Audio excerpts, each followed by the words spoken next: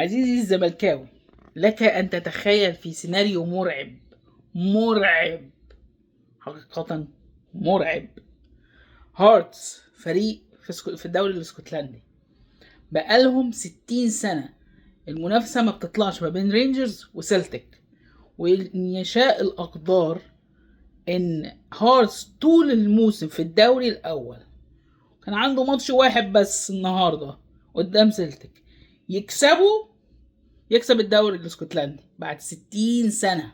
متخيل السيناريو المرعب والواحد خايف منه لا قدر الله يحصل مع الزمالك يوم الاربعاء؟ هارتس تمكن ان هو يحرز الهدف الاول في الدقيقة 42.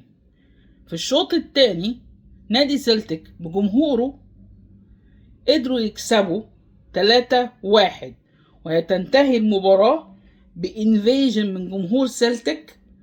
في ناس بتقول ان الماتش اتلغى وفي ناس بتقول الماتش ما اتلغاش، بس ده خلى ان نادي سلتك يتوج بلقب الدوري الاسكتلندي. طوال الموسم الدنيا كانت واقعه، طوال الموسم اخفاق اوروبي وخروجهم من اوروبا، فالكوره ملهاش كبير.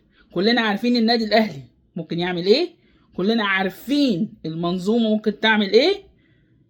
انت يوم الاربع كلعيبه، دي ماتشات لعيبه، تنزل تخلص على الماتش على طول وخلصت كده. السلام عليكم.